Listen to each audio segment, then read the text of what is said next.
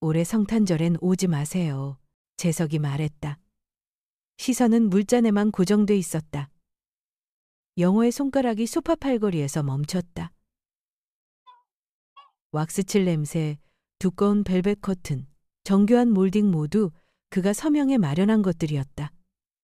그는 아주 낮게 물었다. 왜? 은정이 부모님이 서울에 올라오셨어요. 집은 나름의 분위기가 있잖아요. 그분들은 대화와 품격을 중시해요. 아버진 혹시 어긋나실까봐. 그럼 난 어디서 밥을 먹지? 이모 집에 가시든가 아니면 다음 주에 따로 모실게요. 성탄절은 그냥 하루일 뿐이잖아요. 영호는 천천히 고개를 끄덕였다. 그냥 하루. 그는 일어섰다. 참나무 마루 위로 구두굽이 탁탁 마른 소리를 냈다. 돌아서기 전 그는 마치 도장을 찍듯 말끝을 박아 넣었다. 가서 전해라. 즐거운 성탄 되라고. 그리고 기억해라, 오늘이 내가 낸 마지막 저녁이다. 대리원 뉴 사런거 우스타라칸. 문이 딸깍 닫혔다. 화려한 불빛이 등 뒤로 꺼졌다. 남은 건 겨울바람뿐 차갑고 맑은. 아마 여러분 중 99%는 이 말을 듣고 한숨을 쉬며 좋아요나 구독을 누르지 않고 그냥 지나칠 거예요. 1초라도 걸리더라도 지금 몇 시이고 어디서 듣고 계신가요? 서초동 아파트의 거실은 쇼룸처럼 환했다. 11피트에 가까운 높은 크리스마스 트리가 창가에 서 있었고 은색 오너먼트들은 정교한 몰딩이 둘러진 석고 천장에 LED 조명띠를 반사했다. 김영호는 가죽 소파 팔걸이에 손가락을 가만히 얹었다. 숨을 고르려는 듯 아주 부드럽게 쓸어내렸다. 묵직하게 떨어지는 벨벳 커튼의 질감은 이상할 만큼 익숙했다. 마치 지난 몇 년간 신용카드 명세서의 숫자들을 읽어왔던 것처럼 익숙했다. 아버지, 재석이 애써 평정을 유지하려는 목소리로 그를 불렀다. 천장 메리평 스피커에서는 캐럴이 낮게 흘러나왔고 바이올린 선율은 복도 저편에서 들려오는 듯 아득했다. 올해는 크리스마스에 오지 않으셨으면 해요.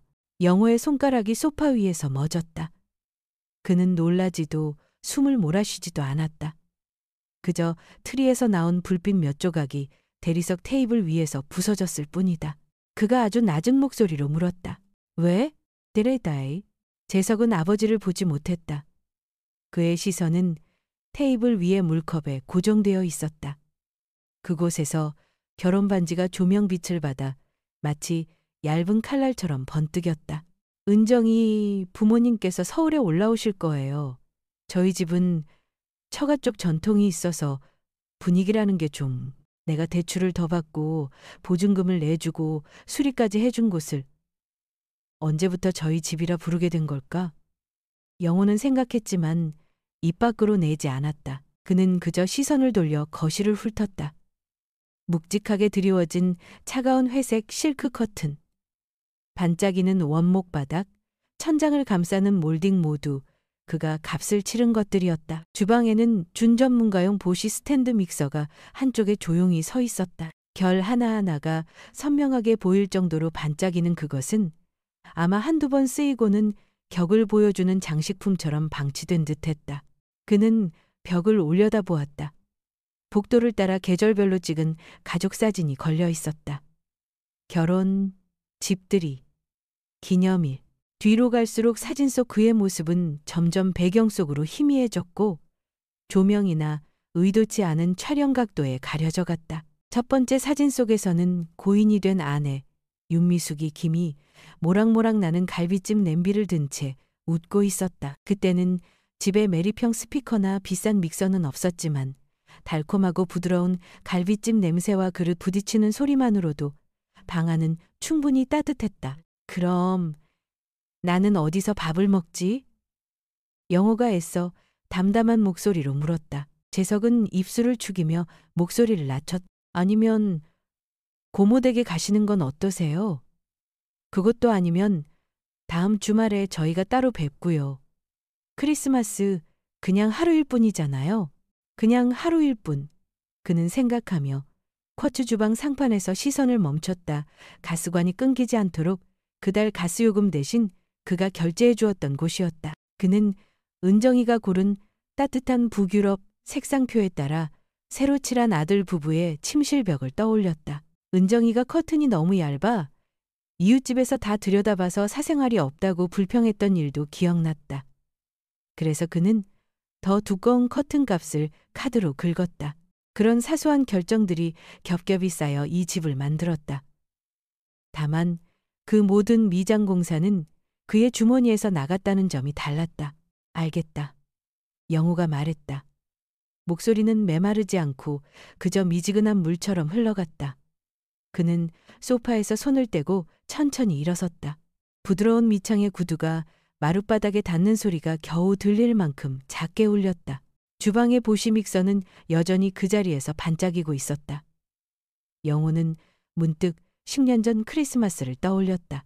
미숙은 갈비찜과 윤기가 흐르는 잡채, 그리고 새해 복을 기원하는 떡국 한 솥을 차려냈다. 그때 아들은 반지도 끼지 않았고 어려운 이야기를 할 때 물컵을 쳐다보는 법도 배우지 않았다. 그는 시끄럽게 웃고 떠들며 부모님에게 음식을 집어주었다. 내년에는 처가 어른들도 모시면 우리 집이 더 즐거울 거예요. 그 약속은 이제 더 세련된 새 LED 조명 줄에 밀려난 낡은 종이등과 함께 어딘가에 버려졌을 것이다. 아버지, 화내지 마세요. 재석이 말했다. 처가 쪽은 분위기나 대화를 중요하게 생각하세요. 그림이나 책, 국제정세 같은 그런 이야기를 즐겨 하시고요. 아버지가 불편해 하실까 봐요. 불편하다. 영호는 속으로 되뇌었다. 그리고 갑자기 손이 아주 따뜻해지는 것을 느꼈다. 매리평 난방 때문이 아니라 깨달았기 때문이었다. 이 분위기 넘치는 공간 속에서 자신을 위한 자리는 빈 공간뿐이라는 것을. 그는 아들의 손에 끼워진 결혼 반지를 흘끗 보았다. 트리 조명색이 바뀔 때마다 번뜩이던 그것. 한 줄기 빛이 순간 그의 눈을 베고 지나갔다. 그는 복도 쪽으로 고개를 돌렸다. 그곳엔 미숙이 온화하게 웃고 있는 사진이 걸려 있었다. 비싸지도 않은 평범한 나무 액자에 색은 이미 발해 있었다. 하지만 이상하게도 그 값싼 디테일만이 그의 목을 매게 했다. 그럼 은정이 부모님께 즐거운 성탄 보내시라고 전해드려라. 그가 거의 마지막 의뢰처럼 말했다. 그는 현관으로 향했다. 손끝으로 금속 손잡이를 잡았다. 12월 서울의 냉기가 손바닥으로 스며들어 팔꿈치를 타고 심장까지 내려앉았다. 등 뒤에서 누군가 일어서려다 만 듯 의자가 살짝 끌리는 소리가 들렸다.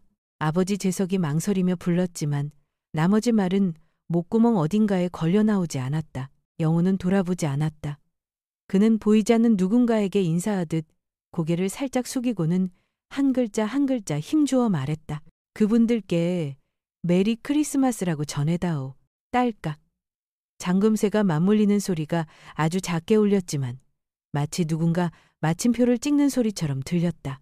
문이 닫히자 건조하고 차가운 바람 한 줄기가 옷깃 사이로 파고들어 뺨을 스쳤다. 거실의 향초 냄새는 문 뒤로 순식간에 사라지고 건조한 겨울바람과 아파트 복도의 금속 냄새가 그 자리를 대신했. 그는 잠시 가만히 서서 복도를 지나는 누군가의 발소리와 낮게 가라앉는 자신의 심장 박동 소리를 들었다. 그리고 걷기 시작했다. 걸음을 옮길 때마다 구두 밑창이 복도의 화강한 바닥에 부딪히며 건조하고 텅 빈 소리를 냈다. 그의 그림자가 벽 위로 길게 늘어지며 비상대피 안내판을 거울처럼 잘 닫힌 엘리베이터 문을 스쳐 지나갔다. 순간 그는 휴대폰을 꺼내 전화를 걸고 싶었다. 누구에게? 공장의 오랜 친구, 은퇴한 동료, 아니면 아들에게 다시 전화해 그 전통이라는 것에 자초지종을 따져 물을까? 하지만 그는 휴대폰을 두툼한 외투 주머니 깊숙이 집어넣었다. 꺼진 화면에 이상할 만큼 평온한 자신의 얼굴이 언뜻 비쳤다. 엘리베이터 문이 열렸다. 안에는 아무도 없었다. 그는 스테인리스 벽에 비친 자신을 보았다. 이른에서 2살 모자란, 아직 허리는 꼿꼿하고 희끗희끗한 머리를 단정하게 빗어넘긴 한 남자가 있었다. 저 양반이 입을 다물기로 작정하면 그건 무슨 일이 있다는 뜻이야. 예전에는 모든 것을 평온하게 하기 위해 침묵했다. 오늘의 침묵은 마치 선을 긋는 행위 같았다. 한쪽에는 등 뒤에 환한 아파트가, 다른 한쪽에는 눈앞에 차가운 바람이 있었다. 엘리베이터가 지하 주차장에 도착했다. 그곳에는 휘발유와 고무 타이어의 퀴퀴한 냄새, 막 주차를 마친 세단의 가벼운 경고음이 감돌았다. 영호는 자신이 아들을 위해 업그레이드를 거들었던 차들 사이를 지났다. 그는 자신의 낡은 트럭 문을 열고 운전석에 앉았다. 대시보드 위에는 아직 버리지 못한 기계공의 습관처럼 절연 테이프 한 뭉치와 드라이버가 그대로 놓여 있었다. 그는 서둘러 시동을 걸지 않았다.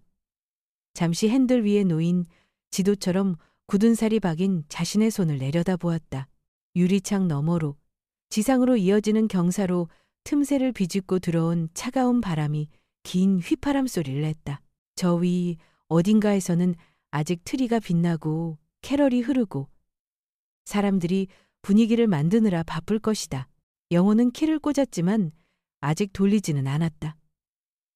은행에 전화를 걸거나 오랜 지인에게 연락하거나 아니면 그냥 한강변으로 차를 몰아 밤의 강물을 바라보는 것.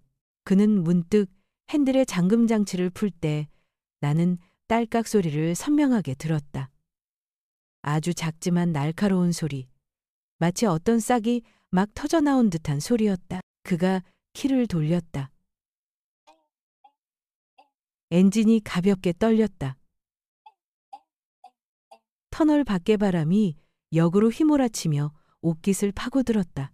그는 안전벨트를 매고 출구로 이어지는 흰색 유도선이 그려진 정면을 바라보며 아주 옅게 미소 지었다. 올해 크리스마스에 그 아파트에는 그가 앉을 자리가 없을 것이다. 하지만 아마도 그는 스스로를 위한 자리를 마련할 것이다.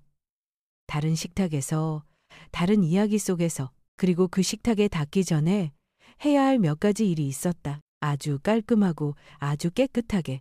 등 뒤에서 엘리베이터 문이 닫히며 캐럴 소리를 삼켜버렸다.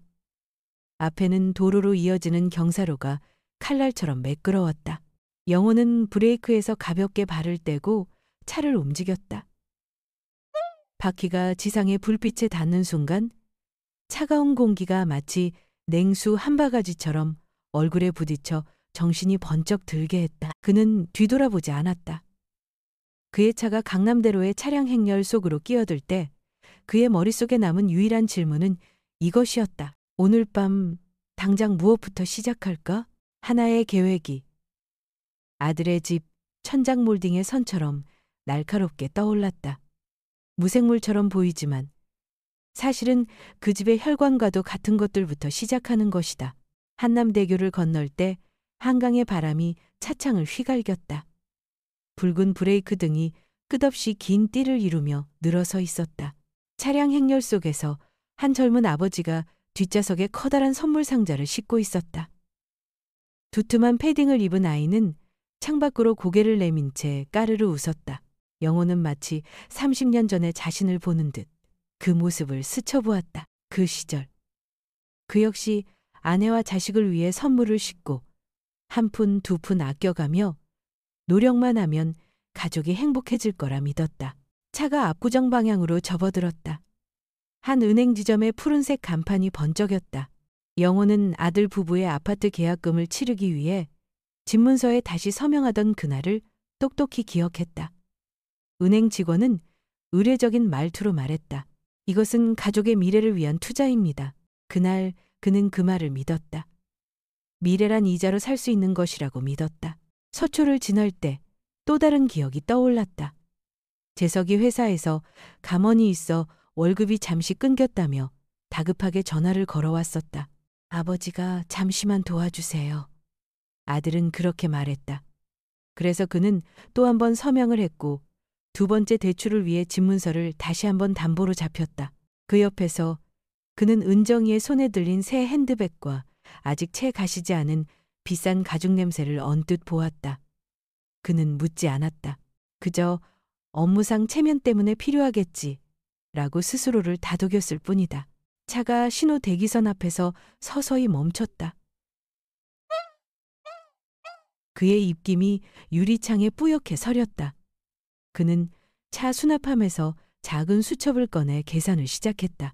매달 350만 원, 60개월, 21억 원이라는 숫자가 차갑게 떠올랐다. 그는 계속해서 적어 내려갔다. 10억 원이 넘는 계약금, 할부로 결제한 가구들, 그리고 그가 대신 내주었던 밀린 세금과 관리비, 볼펜이 종이 위를 달리며 길고 푸른 할킹 자국을 남겼다. 더 이상 돈이 아니었다. 그것은 손바닥을 베는 상처 같았다. 너무 깊어서 아픔조차 느껴지지 않고 그저 감각이 마비될 뿐이었다. 차가 분당 사거리에서 멈췄을 때 기억은 또다시 밀려왔다. 그는 판교의 한 가구 쇼룸을 떠올렸다. 그곳에서 은정은 거의 7천만 원에 달하는 이탈리아 소파를 손으로 가리키며 말했다. 새 집은 품격이 있어야죠. 재석은 그저 말없이 고개를 끄덕였다. 그리고 카드를 꺼낸 사람은 또다시 그였다. 조수석에서 낡고 허름한 종이봉투 하나가 떨어졌다. 안에는 작년도 재산세 영수증이 그대로 들어있었다. 세무서의 붉은 직인이 눈에 박히며 아주 사소한 것들조차 그가 대신 짊어져 왔음을 상기시켰다. 휴대폰이 울렸다. 화면에 은정이라는 이름이 떴다. 익숙한 카카오톡 알림음이 조롱하듯 경쾌하게 울렸다. 그는 밝게 빛나는 화면을 보며 수신 버튼 위에 손가락을 얹었다가 이내 거두었다. 진동이 멎자 히터의 바람소리만이 규칙적으로 실내를 채웠다. 그는 은행 직원이 언젠가 했던 말을 떠올렸다. 자신이 쏟아부은 돈이 정말 가치 있게 여겨질지 물었을 때 직원은 이렇게 대답했었다. 고객님의 돈은 결국 다른 사람의 투자이기도 합니다. 그때 그는 멋쩍게 웃었다. 이제 그 말은 망치처럼 머리를 곧장 내리쳤다. 차는 그의 낡은 집이 있는 작은 골목으로 접어들었다. 현관에는 긴 금이가 있었고 바람이 불 때마다 문 밖의 전등이 깜빡였다. 그 집은 서초의 호화로운 아파트와 극명한 대조를 이루었다. 한쪽은 틱틱 소리를 내는 낡은 전기레인지와 비가 많이 오면 물이 새는 기와 지붕. 다른 한쪽은 석고 천장, 보시 믹서, 무거운 커튼과 이탈리아 소파. 그는 시동을 끄고 어둠 속에 조용히 앉아 차가운 기운이 옷 속으로 스며들도록 내버려 두었다. 수첩 속의 숫자들 21억, 30억. 이 가로등 불빛 아래 희미하게 빛났다. 평생을 기계공으로 일하며 푼푼히 모은 돈이 결국 다른 사람의 전통이 되어버렸다. 영호는 수첩을 접어 옷주머니에 넣었다. 더 이상 고통스럽지 않았다. 숫자는 감정마저 대체할 만큼 거대해져 있었다. 30억 원, 그것은 단호한 깨달음을 안겨준 계산이었다. 휴대폰이 다시 울렸다. 그는 화면을 흘끗 보았지만 이번에는 망설이지 않았다. 엄지손가락으로 통화 거절 버튼을 단호하게 눌렀다. 화면이 암흑으로 변했다. 겨울바람보다 더 무거운 침묵이 쏟아져 내렸다. 그는 의자에 머리를 기댄 채 눈을 감았다. 기억 속에서 그 옛날 뜨거운 갈비찜 냄비를 나르던 미숙의 웃음소리가 들려왔다. 그가 눈을 떴을 때 현관의 전등이 다시 한번 깜빡였다. 그 불빛은 마치 박자를 세듯 그를 결심으로 한 걸음 더 가까이 밀어붙이고 있었다. 그날 밤 근간 현관과 깜빡이는 전등이 있는 집안에서 하나의 생각이 조용히 형태를 갖추어 갔다. 만약 그들이 자신을 그저 현금 인출기로 여겼다면 그는 끝까지 계산할 것이다. 그리고 그 차가운 계산에는 명예로 돌려받을 이자까지 포함될 것이다. 다음 날 오후 마포의 낡은 아파트 부엌엔 해거름의 누런 빛이 비스듬히 고였다. 멀리 고층 건물 너머로 해가 미끄러지며 창틀에 먼지를 가른 한 줄기 빛이 오래해진 나무 식탁을 사선으로 가르렀다. 천장에 매달린 낡은 형광등은 지지직 잡음을 내며 차갑고 하얀 불빛을 깜박였다. 바깥의 따스한 황금빛과는 어긋난 온도였다. 부엌 한켠, 입구가 약간 느슨해진 유리 항아리 속에 절이던 김치가 익어가며 새콤한 냄새를 방 안가득 번지게 했다. 번듯하진 않지만 영호에게 그 냄새는 오래전 부부가 함께 나누던 밥상의 기억이었다. 그는 나무 식탁 앞에 앉아 허리가 약간 굽은 채 작은 수첩을 펼쳐놓고 있었다. 엉성한 필체로 이체 내역이 끊어져 적혀 있었다. 볼펜은 미처 마치지 못한 계산 위에 놓여 있었다. 마치 덧셈을 잇겠다는 마음이 어딘가로 미끄러져 버린 듯했다. 탁자 위 휴대전화가 진동했다. 소리야 미약했지만 고요 속에서는 심장을 두드리는 망치 같았다. 허공에서 멈춰있던 손끝이 몇 초간 흔들렸다. 길고 무거운 숨이 가슴에서 빠져나갔다. 그는 단호히 통화 버튼을 눌렀다. 아버지. 은정의 목소리는 매끈했다. 어딘가 일부러 섞어 넣은 단맛이 있었다. 그러나 영호의 귀에는 차갑게 들렸다. 얼음물을 목 뒤에 쏟아붓는 듯. 어제 일은 오해였어요. 영호는 대답하지 않았다. 싱크대 스테인리스 모서리를 손가락으로 또각또각 두드렸다. 맑은 금속성이 방안을 울렸다. 매번의 타격이 그의 인내심 어디를 톡톡 건드렸다. 우리 가족은 늘 분위기를, 품격을 중시해요. 은정이 말을 고르고 살짝 낮췄다. 마치 그가 이해하지 못할까봐 덧붙이는 설명처럼. 그래서 조금 곤란했을 뿐이에요. 품격. 영호는 그 단어를 천천히 꼭꼭 씹듯 되냈다. 은정의 말은 빨라졌다. 어딘가 조급한 빛이 비쳤다. 아시잖아요. 성탄 같은 자리는 늘 미술이니 문학이니 국제 시사 얘기를 하곤 해요. 그게 전통이고 한 집안의 클래스죠. 아버지는 혹시 박자가 어긋나실까봐 아버지가 불편해하지 않으셨으면 해서요. 밖에서는 찬바람이 낡은 유리 틈으로 스며들어 커튼 끝을 살짝 흔들었다. 부엌 안에는 후드팬 돌아가는 소리와 형광등의 신음만이 섞여 흘렀다. 이번엔 목소리가 더 낮아졌다. 그러나 한 글자 한 글자 잘 갈아놓은 듯 또렷했다. 사실 미숙 어머니 살아계실 때도 늘 조용히 앉아만 계셨거든요. 그게 또 한 가지 품위이기도 하잖아요. 영호의 눈꺼풀이 미세하게 떨렸다. 그는 선반 위의 액자 쪽으로 고개를 들었다. 짙은 나무 틀 속. 미숙은 옛날 그대로의 미소를 띠고 있었다. 온화한 눈매. 그러나 이 순간 그 미소는 보이지 않는 칼날처럼 아릿하게 파고들었다. 그 말들은 깊게 파였다. 평생 온순하고 참고 견디던 여자를 침묵의 품위로 둔갑시켜 그 침묵을 핑계로 그를 문 밖으로 밀어내려는 말. 더 이상 변명이 아니었다. 모욕이었다. 목을 대에 뜨거운 것이 솟구쳤다. 열이 가슴께에서 맴돌았다. 고함을 칠 수도, 독서를 퍼부을 수도, 휴대폰을 내던질 수도 있었다. 그는 아무것도 하지 않았다.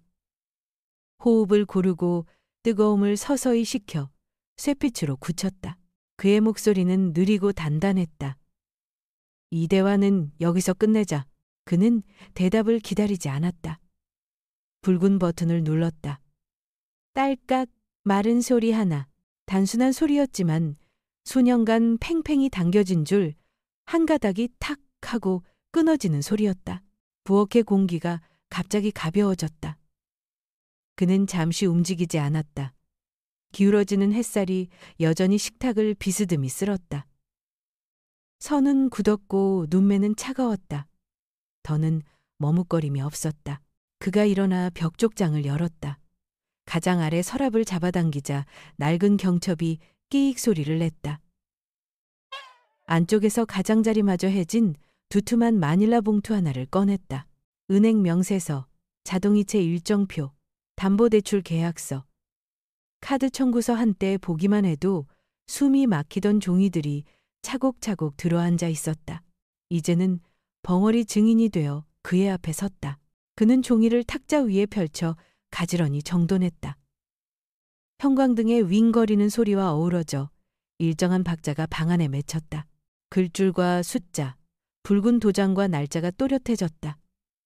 350만 원이 주기적으로 반복되었다. 60번. 뚜렷한 은행의 직인. 옆에는 카드 명세서가 줄줄이 꿰어져 있었다. 그가 가본 적도 손대본 적도 없는 식당과 여행, 값비싼 물건들의 이름들. 그러나 결제 계좌는 늘 그의 이름이었다. 예전엔 이 숫자들을 볼 때마다 피로만 몰려왔다. 오늘 그는 다른 눈으로 보았다. 더는 짐이 아니었다. 한 사건의 기록. 자신이 주재할 재판의 기록. 창밖에서 바람이 유리를 스칠 때 유리창이 아주 가볍게 떨렸다. 종이는 불꽃처럼 번들거렸고 검은 잉크가 낮은 목소리로 말을 거는 듯했다. 휴대전화 화면이 다시 빛났다. 은정의 메시지. 아버지가 이해해 주셨으면 모두 다 품격을 위한 거예요. 영호는 낮게 웃었다. 기쁨이 아닌 웃음. 차갑고 약간의 조롱이 섞인 웃음. 그는 휴대폰을 덮어 식탁 위에 엎어놓았다. 검은 화면에는 변한 얼굴이 비쳤다. 당혹도 참음도 사라진 얼굴. 칼집에서 막 빠져나온 칼날처럼 선명한 윤곽.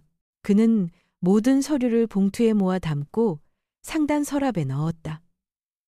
서랍을 밀어넣는 소리가 났다. 더 짧고 건조했다. 마치 빗장을 거는 소리처럼 오랜만에 그는 뚜렷이 느꼈다. 그리고 그 끊어짐으로 인해 모든 것은 예전으로 돌아가지 않으리라는 것을 그는 미숙의 사진을 향해 고개를 돌렸다. 미소는 여전히 온화했지만 이제 그의 눈에는 그것이 단지 추억이 아니었다. 하나의 신호, 낮은 속삭임이었다. 이제 다르게 살아. 영호는 아주 작게 고개를 끄덕였다. 눈을 감고 길게 숨을 들이켰다. 다시 눈을 뜨자 창밖의 마지막 빛은 이미 저물어 있었다. 그러나 작은 부엌 안에서 그는 오래도록 자신을 집어삼키던 어둠이 더는 두렵지 않음을 알았다. 그는 이미 선택을 마쳤다. 3층 오래된 아파트의 작은 방.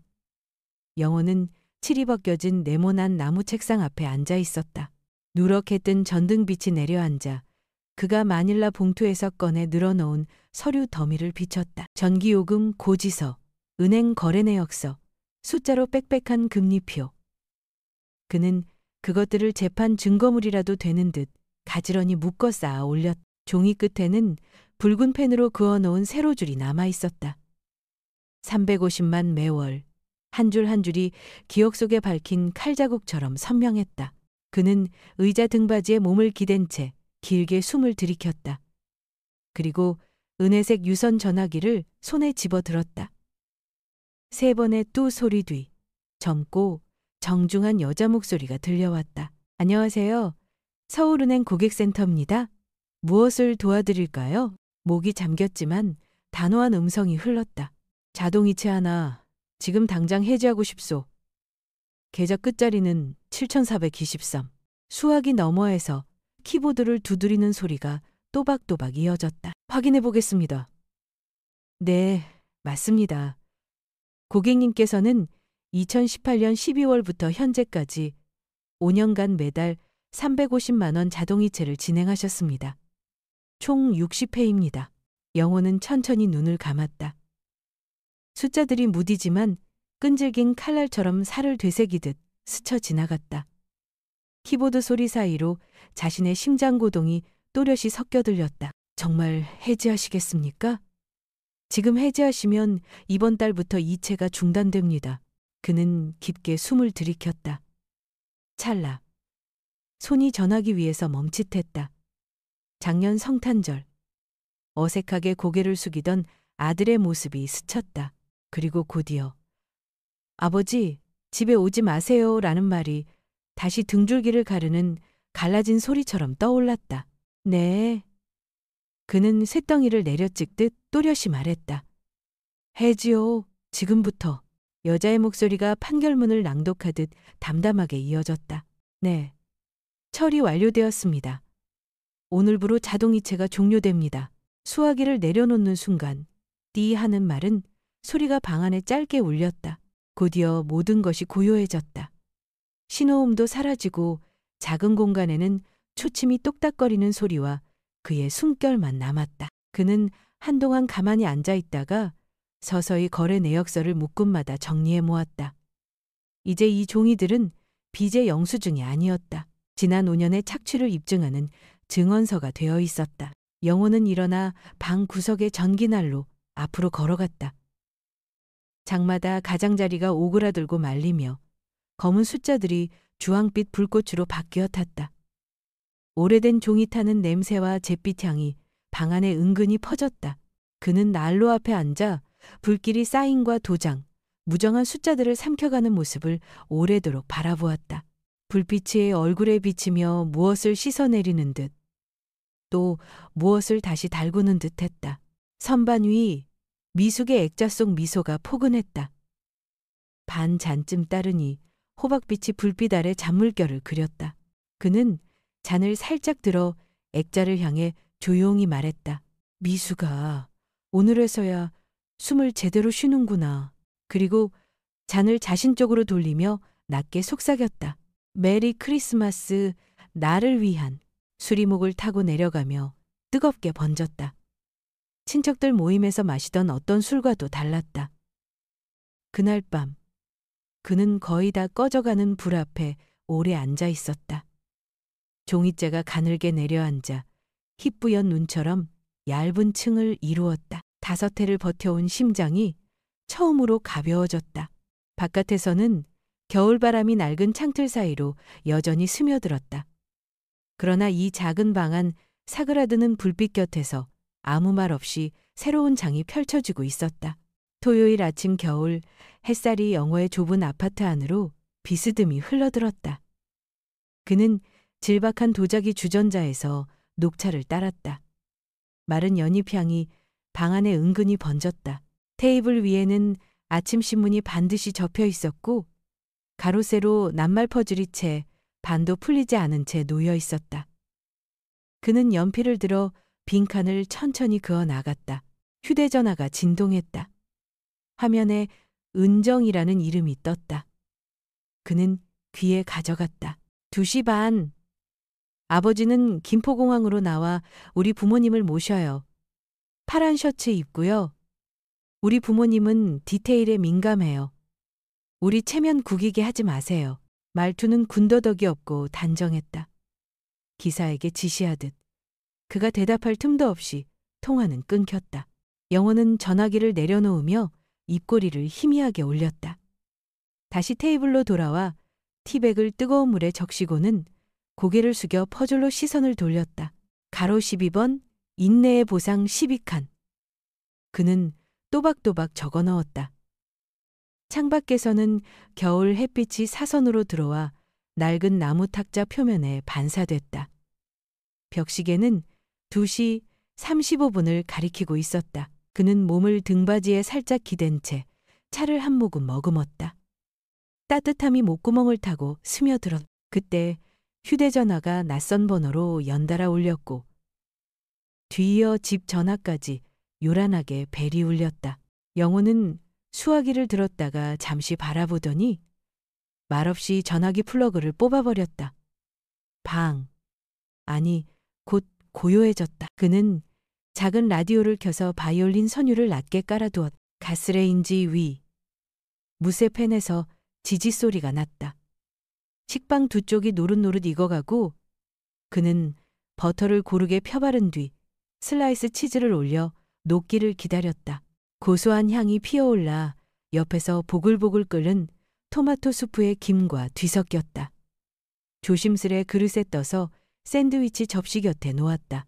소박한 식사였지만 아들 집의 어떤 연회보다도 그에게는 자유로웠다. 초인종이 불시에 날카롭게 울렸다. 곧이어 문을 쾅쾅 두드리는 소리, 마치 망치질 같았다. 그는 숟가락을 내려놓고 천천히 현관으로 걸었다.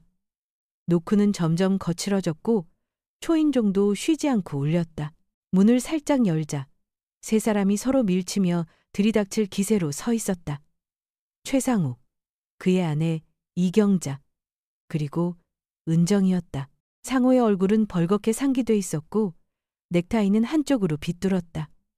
입에서는 와인 냄새가 풀풀 풍겼다. 그는 고함쳤다. 우릴 공항에 겨울바람 맞으며 3시간 넘게 세워둬? 사위가 장인장모한테 이게 할 짓이야. 영호는 문턱을 가로막은 채 미동도 하지 않았다. 택시 타고 잘 들어왔잖소. 그는 담담히 말했다. 카드 한번 긁으면 끝날 일이지. 은정이 날카롭게 끼어들었다. 아버지 때문에 우리 체면이 뭐가 됐는지 알아요? 우리 부모님이 블랙택시를 탔는데 기사라는 사람이 시시콜콜 묻기까지 했어요. 이 도시에서 그런 얘기 퍼지는 거 얼마나 빠른지 아세요? 경자는 두 팔을 꼬며 얼굴을 찌푸렸다. 참 기가 막히네. 그 나이에 그 정도도 못하세요? 정말 수준 떨어지네요. 영호는 대꾸하지 않았다. 다만 한 발 더 내디뎌 문투를 손으로 짚고 섰다. 그의 시선이 한 사람 한 사람을 차갑게 훑었다. 여기는 내 집이요. 그는 말끝을 또렷이 눌렀다. 그러니 나가시오. 상우의 얼굴에 핏기가 더 짙게 올라왔다. 그가 눈을 부릅뜨고 영호의 가슴팍을 손가락으로 겨눴다. 그냥 넘어갈 줄 알아? 두고 봐. 체면이 뭔지 똑똑히 보여주지. 경자는 이를 악물고 낮게 덧붙였다. 우린 가만히 있지 않을 거예요. 이 사회에서 명예가 전부라는 걸 곧 알게 될 거예요. 은정은 아버지를 노려보며 독이 오른 눈빛을 했다. 정말 이 가족 전체를 상대로 맞서겠다는 거예요? 아버지는 곧 설 자리도 없어질 거예요. 영호는 꿈쩍도 하지 않았다. 그는 문을 더 활짝 열며 낮게 얘기했다. 나는 너희 운전기사가 아니고 늘 열려있는 지갑도 아니야. 나가라. 세 사람은 휘청이며 한 발 물러섰다. 상우는 이를 갈며 마지막 말을 내뱉었다. 좋아. 후회하게 해주지. 약속하지. 문이 쾅 하고 닫혔다. 금속 부딪히는 소리가 둔탁하게 울렸다. 아파트 안에는 다시 적막이 내려앉았다. 가스레인지 불꽃 하는 소리와 막 끓여낸 토마토 수프의 향기만이 남았다. 영호는 테이블로 돌아와 의자에 앉아 수프를 한 숟가락 떠올렸다. 뜨거운 김이 올라와 안경의 열개에 김이 서렸다. 샌드위치를 베어 물자 녹아든 치즈의 고소함이 입안에 넓게 퍼졌다. 그는 길게 숨을 내쉬었다. 그러나 입끝은 아주 조금 올라가 있었다.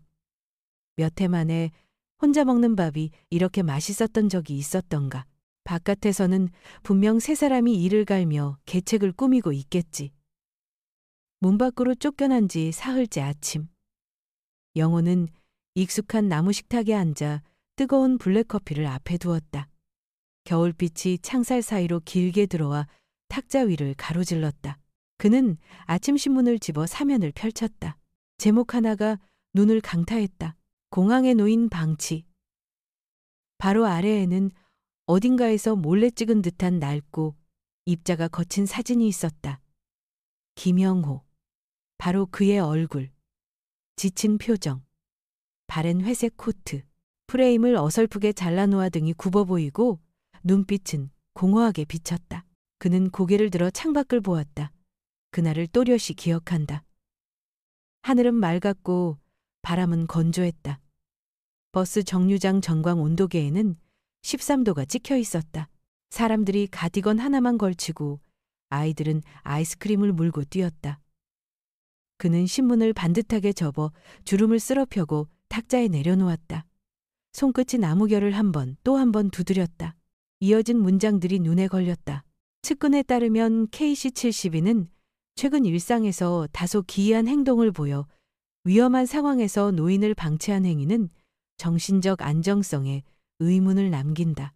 기이한, 정신적 안정성. 영호는 단어를 또박또박 굴려보았다. 칼날처럼 혀끝에서 잘려나갔다. 무책임한 사위로만 몰겠다는 게 아니었다. 사회적 능력을 잃은 불안정한 노인으로 만들려는 낙인질. 그는 의자 등받이에 몸을 기댄 채 깊게 숨을 들이켰다.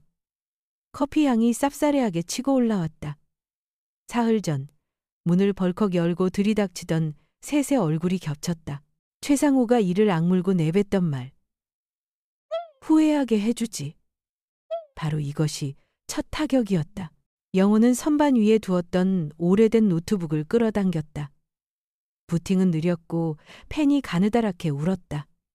화면이 밝아지자 그는 검색창에 타이핑했다. 기상청 12월 17일 서울 기온 기록. 페이지는 분명히 말하고 있었다.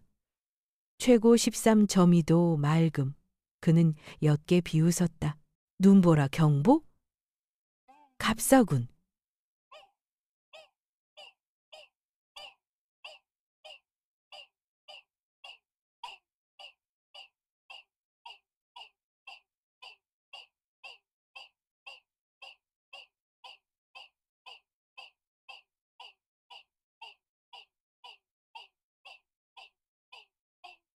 이번에는 기사 하단의 기자 이름을 확인했다.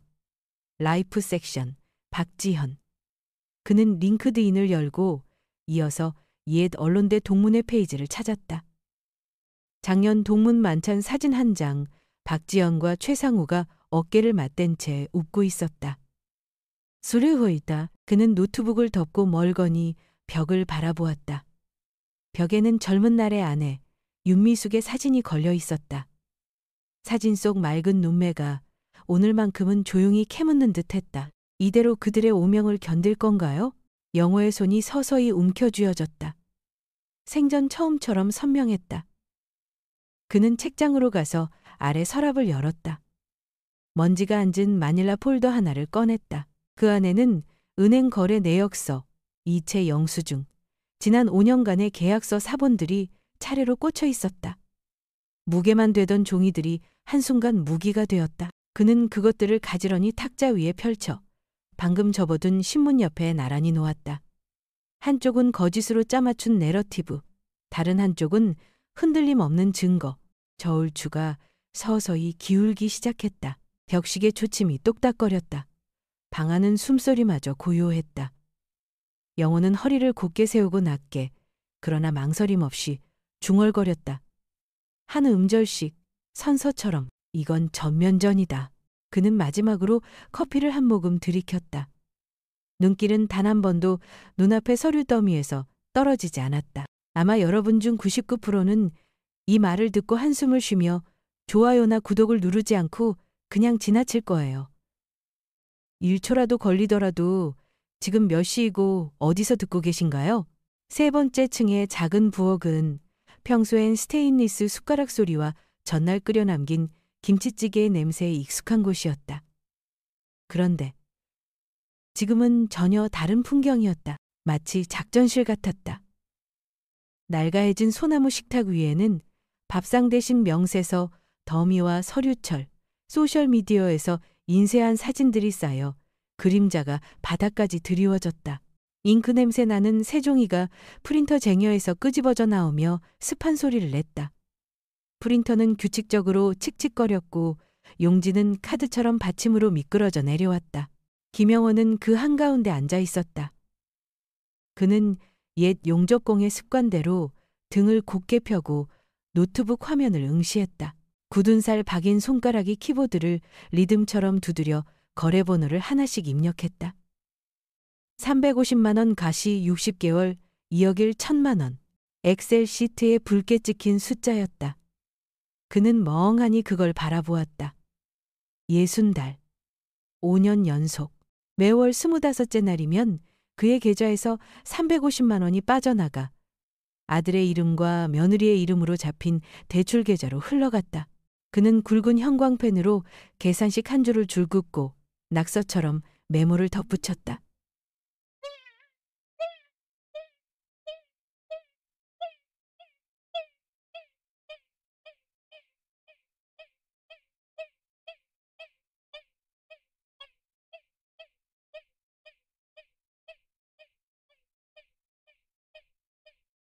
그뿐이 아니었다.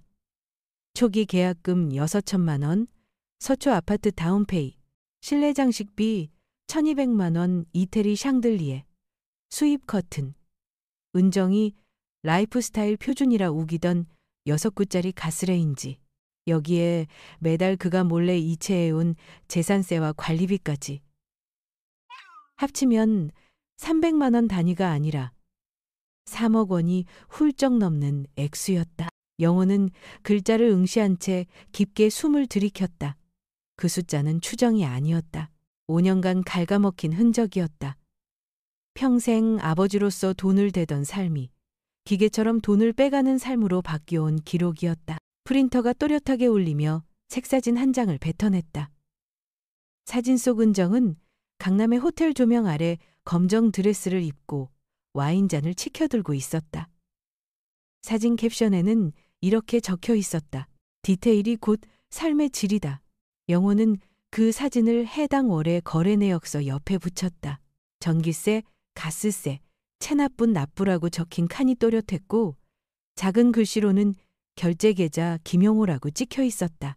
그는 빨간 펜으로 체납분에 동그라미를 치고 옆에 또렷한 글씨로 썼다.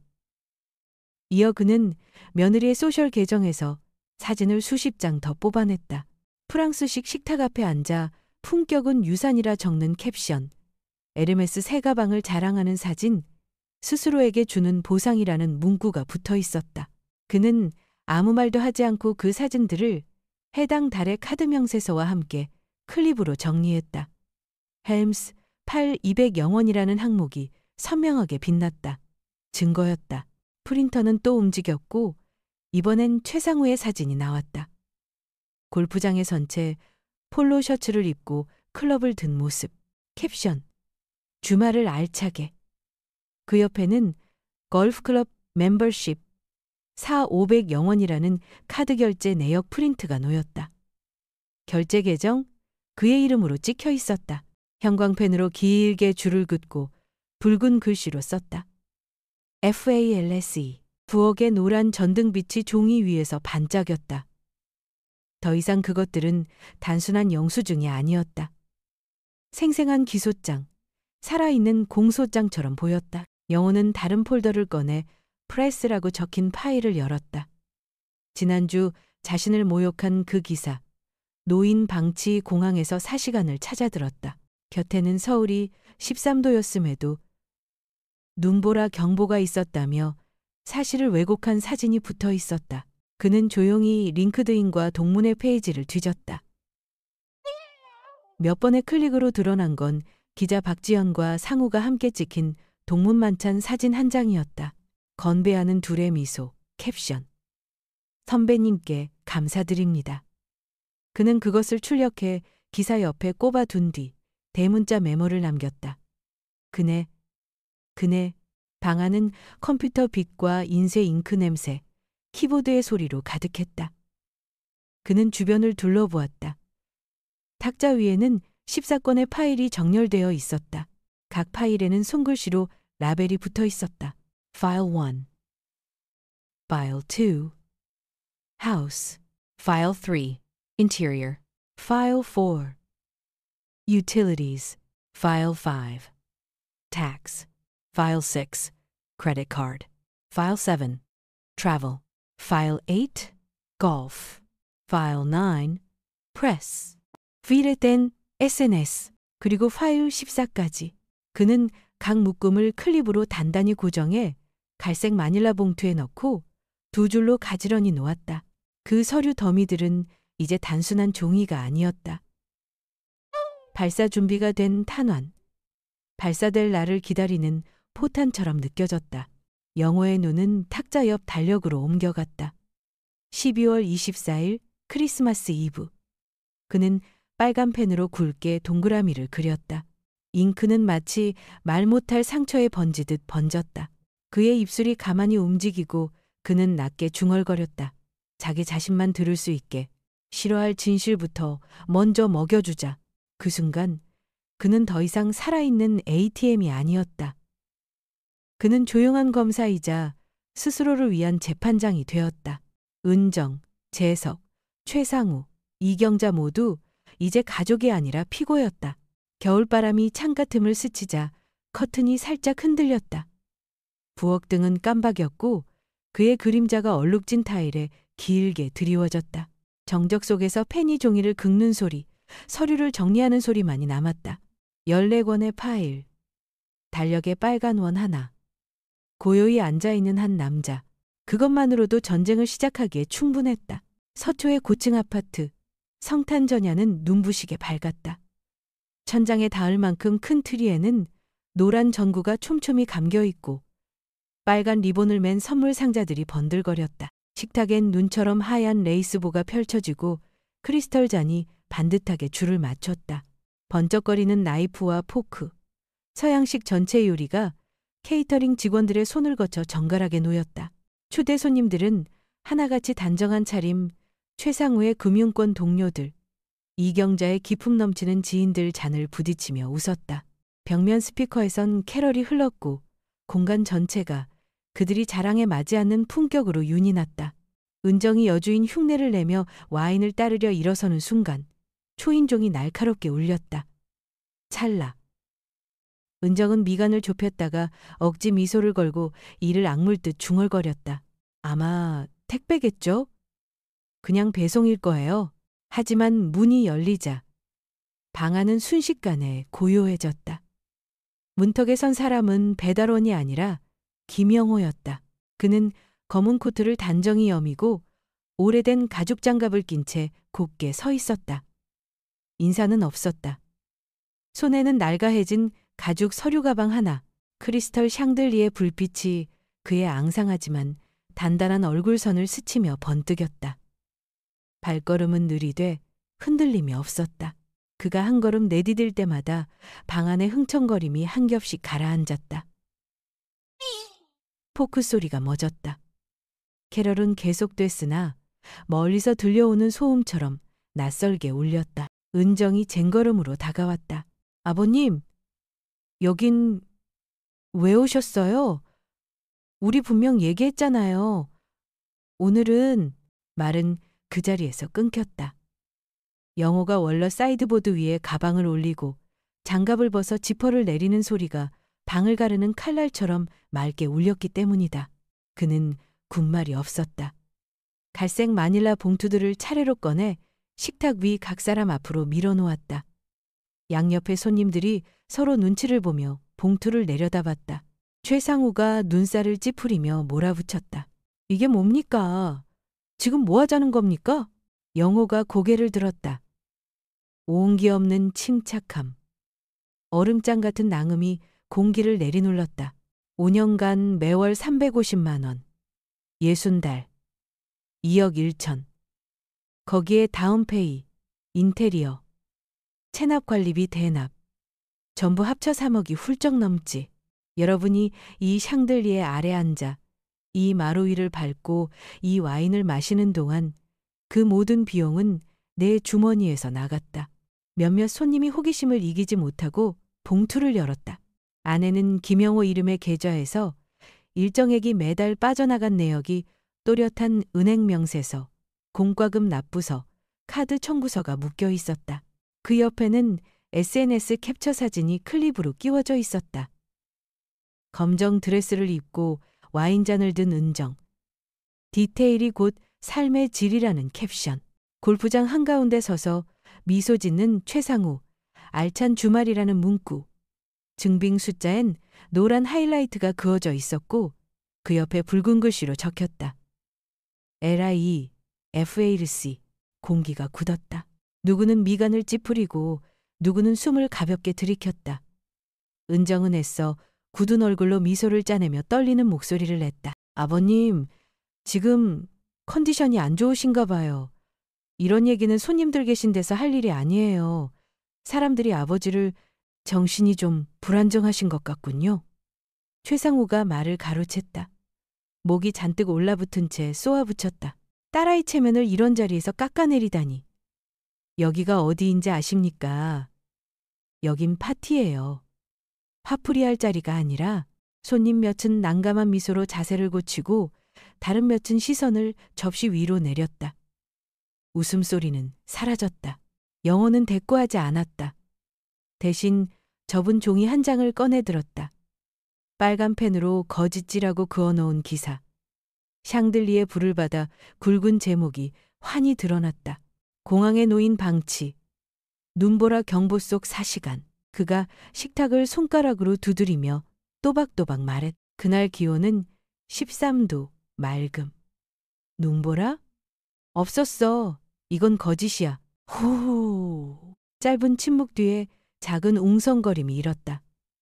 미술사를 가르친다는 한 여성이 고개를 저었다. 그날 난 한강변을 걸었어요. 햇볕이 따가울 정도였는걸요. 다른 남자는 혀를 찼다. 장인을 깎아내리려고 날조라니. 선 넘었네. 은정은 그 자리에 밝힌 듯 굳어섰다. 웃음은 돌처럼 굳었고 눈동자엔 당황이 번졌다. 이경자는 창백해진 얼굴로 냅킨을 힘껏 쥐어짜고 있었다. 테이블 위 공기는 끈적하게 내려앉았다. 영호가 시선을 한 바퀴 굴렸다. 말은 마치 법정의 망치 소리처럼 또렷했다. 사적인 때 끝낼 수 있었다. 하지만 신문에 올리는 순간 공적이 됐다. 그가 고개를 들어 손님들을 바라보았다. 오늘 이 자리에 앉은 여러분은 배심원과 다르지 않다. 손에 든 걸 보라. 이건 품격도 브리딩도 아니다. 진짜 돈, 진짜 땀, 5년간의 착취, 그리고 대낮 같은 거짓말이다.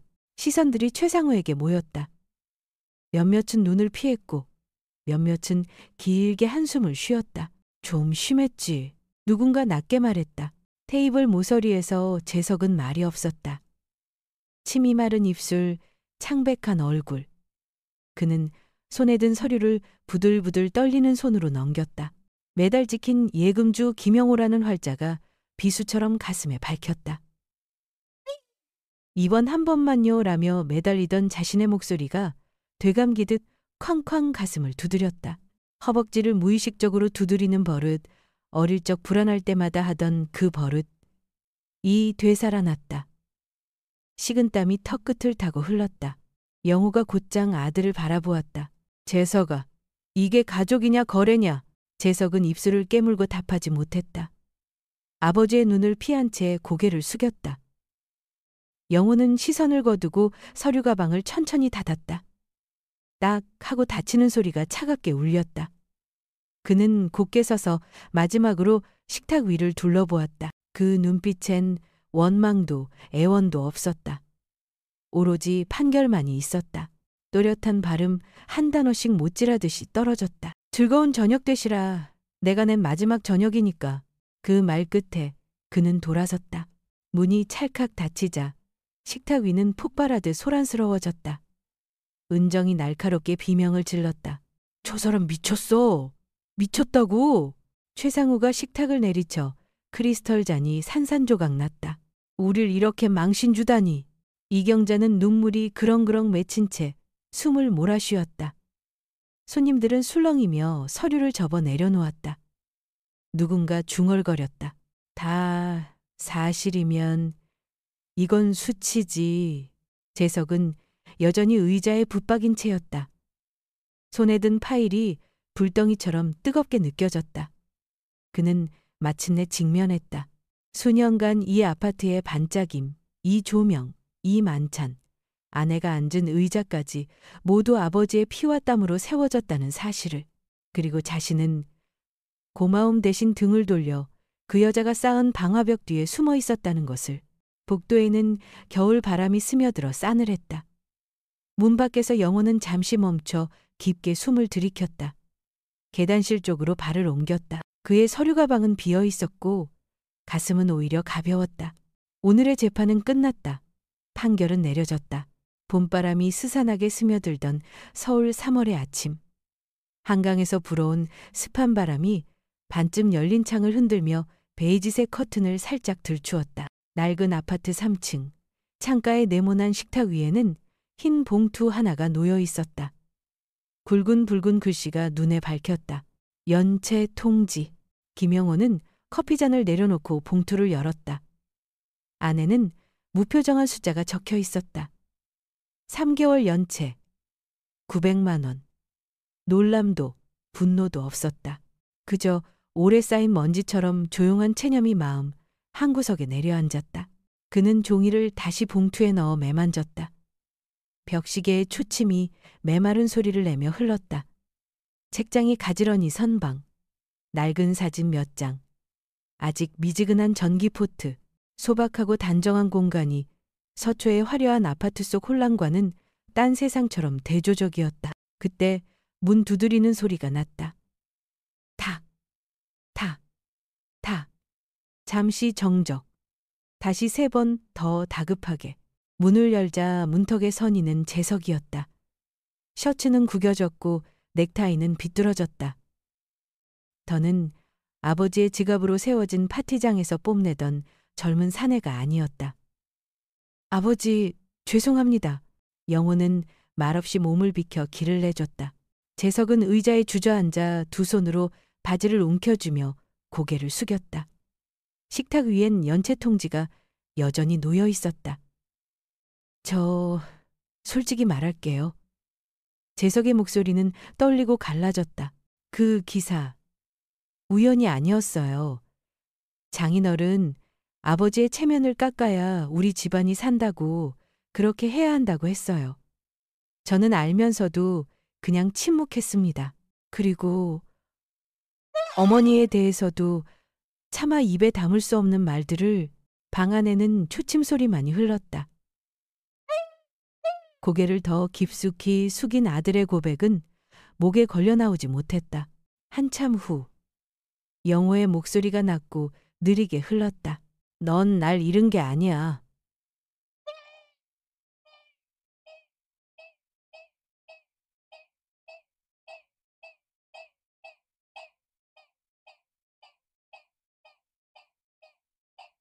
재석은 번쩍 얼굴을 들었다. 눈가에 눈물이 가득 고였다. 아버지, 용서해 주세요. 영호는 눈을 들어 아들을 바라보았다. 그 시선엔 분노보다 깊은 슬픔이 섞여 있었다. 그는 길게 숨을 내쉬곤 담담히 말했다. 나는 벌써 용서했다. 하지만 돈은 이제 끝이다. 남자의 삶은 네 손으로 버텨야 한다. 재석의 입술이 파르르 떨렸다. 눈물이 손등 위로 떨어졌다. 변명도 탓도 없었다. 오직 고개를 끄덕이며 망가진 목소리로 말했다. 알겠습니다. 더 이상 아버지께 짐지우지 않겠습니다. 아파트 팔겠습니다. 내 능력 안에서 살겠습니다. 제발 영영등을 돌리지만은 말아주세요. 정적이 방을 감쌌다. 영호는 커피잔을 들어 한 모금 삼켰다. 집은 팔아도 된다. 돈은 잃어도 된다. 하지만 네 이름, 네 삶의 방식은 남겨야 한다. 그게 아버지가 너에게 남길 수 있는 유일한 유산이다. 재석은 고개를 끄덕였다. 눈은 벌겋게 충혈돼 있었고 손은 아버지의 손을 조심스럽게 잡았다. 떨리고 약했지만 그 손길은 진심이었다. 창밖으로 연한 봄빛이 스며들었다. 식탁 위 연체 통지는 여전히 놓여 있었지만 더는 사형 선고가 아니었다. 지난 의존의 끝을 알리는 마침표에 가까웠다. 영호는 등을 기대고 천천히 숨을 들이마셨다. 오늘 이후 부자 관계는 새롭게 시작될 수 있으리라. 다만 이번엔 돈으로가 아니라 존중으로. 아마 여러분 중 99%는 이 말을 듣고 한숨을 쉬며 좋아요나 구독을 누르지 않고 그냥 지나칠 거예요. 마포 변두리의 작은 아파트. 봄에서 초여름으로 넘어가는 저녁, 노을빛이 방 안을 부드럽게 덮었다. 분주했던 날들이 지나고 영호는 오롯이 자신의 보금자리를 손보는 데 시간을 썼다. 누가 시켜서도 부탁해서도 아니었다. 몇 해 만에 처음으로 이 집을 돌볼 이유가 생겼기 때문이었다. 작은 것부터 시작했다. 들뜬 페인트를 긁어내고 은은한 크림색으로 다시 칠했다. 복도 전구를 갈아 끼우니 이전처럼 깜박이지 않고 따스한 빛이 고르게 번졌다. 해진 현관 자물쇠를 손봐 이제는 한 번 돌리면 딱 하고 정확히 잠겼다. 그 소리는 마치 선언 같았다. 여기는 내 집이다. 이 문은 내가 열고 내가 닫는다. 누구도 대신하지 않는다. 부엌의 작은 식탁에도 새천을 씌웠다. 값비싼 것이 아니었다. 미숙이 생전에 좋아하던 빨강인 체크무늬. 그는 그릇 하나, 젓가락 한 벌까지 정성껏 닦아 나무 선반에 반듯하게 올려두었다. 소박하지만 가지런한 부엌엔 살맛이 돌았다.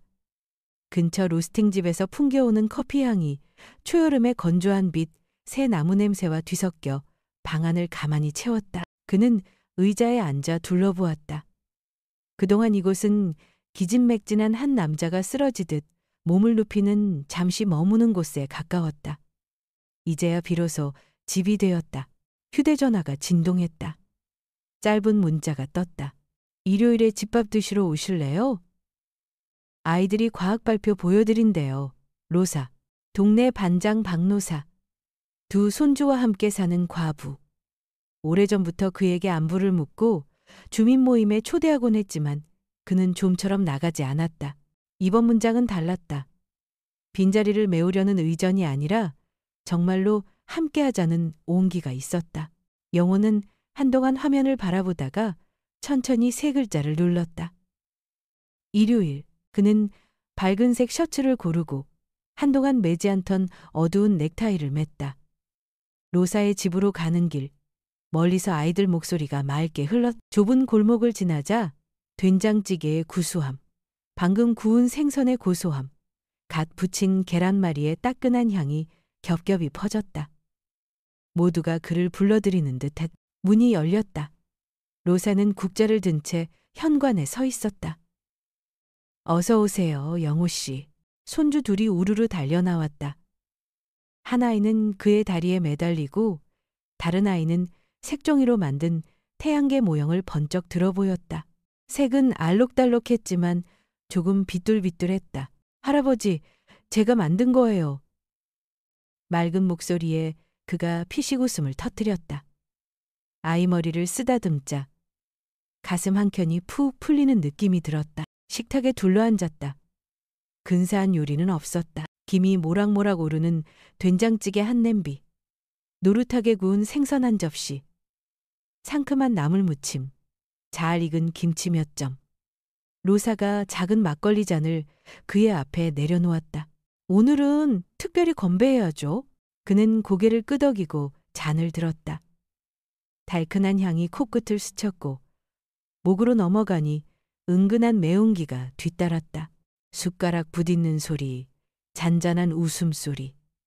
아이는 태양계를 설명하며 지구가 어떻게 태양을 도는지 열심히 손짓했다. 모두가 웃었고 로사는 연신 고개를 끄덕이며 칭찬했다. 돈 얘기도 체면도 없었다. 오로지 단출한 이야기들, 학교 소식, 근처 시장, 골목 끝 텃밭의 상추. 영호는 말없이 귀를 기울이고 얼굴들을 바라보았다. 마음속에서 하나가 분명해졌다. 가족은 피만으로 묶이지 않는다. 밥상 옆자리에 진심으로 그를 안니고 싶어하는 사람들, 그들이 가족이었다. 밤이 내렸다. 그는 자신의 집 현관 앞 의자에 앉았다. 오래 쓰던 나무 의자. 손에는 가끔만 스스로에게 허락하는 위스키 잔 하나. 현관등의 노란 불빛이 작은 마당에 둥근 온기를 그렸다. 초여름의 바람이 서늘하게 스며들었다. 한 모금. 처음엔 알싸하지만 끝맛은 달았다. 그는 고개를 들어 하늘을 올려다봤다. 숱한 파고를 지나온 삶이 지금은 고요한 호수처럼 잔잔했다. 휴대전화가 다시 진동했다. 재석에게서 온 문자였다. 아버지, 설에는 같이 식사할 수 있을까요? 화면 위 문장을 한동안 말없이 바라보았다. 잔을 잡은 손에 힘이 살짝 들어갔다가 서서히 풀렸다. 마음속에는 더 이상 분노도 쓴 감정도 남아있지 않았다. 지나온 사람만이 닿을 수 있는 평정. 모든 관계에는 값이 있고 부자 사이의 값은 존중이라는 사실을 그는 이제 분명히 알고 있었다. 그는 느린 손끝으로 답을 쳤다. 밥상은 서로가 원할 때 의미가 있지. 전화를 내려두고 잔을 한 모금 더 비웠다. 가까락 끼운 현관등이 바람에 살짝 흔들리며 문턱 위로 빛을 흘렸다. 그는 아주 작은 미소를 지었다. 씁쓸함과 따뜻함이 함께 스미는 미소. 그 순간 그는 마음속으로 그리고 어딘가 먼 곳의 미숙을 향해 조용히 말했다. 진짜 가족은 함께 밥상에 앉는 사람들이지. 마포의 밤은 평온했다. 멀리 전철 소리가 은근히 스며들었고 골목 어기 개 짖는 소리가 작게 겹쳤다. 작은 아파트의 불은 촛불처럼 부드럽게 빛났다. 식탁 위 체크문의 천은 여전히 매끈했고 그릇과 젓가락은 제자리를 찾아 반짝였다. 언젠가 또 누군가 함께 앉을 그날을 기다리듯. 그러나 이번에 문을 열고 들어올 사람은 진심으로 같은 밥을 나누고 싶어 하는 이들일 것이다. 영호는 말없이 잔을 들어 어둑한 바깥을 바라보았다. 그는 더 이상 걸어다니는 지갑도 가족 사진에서 밀려난 그림자도 아니었다. 다만 스스로 선택하고 스스로 머물 곳을 아는 늙은 남자 한 사람. 환대가 있는 자리에서 자신의 속도로 살아가는 사람. 그리고 이 나이가 되어서야 알겠다. 그것이야말로 한 사람의 삶이 얻을 수 있는 가장 따뜻한, 가장 온전한 정의라는 것을.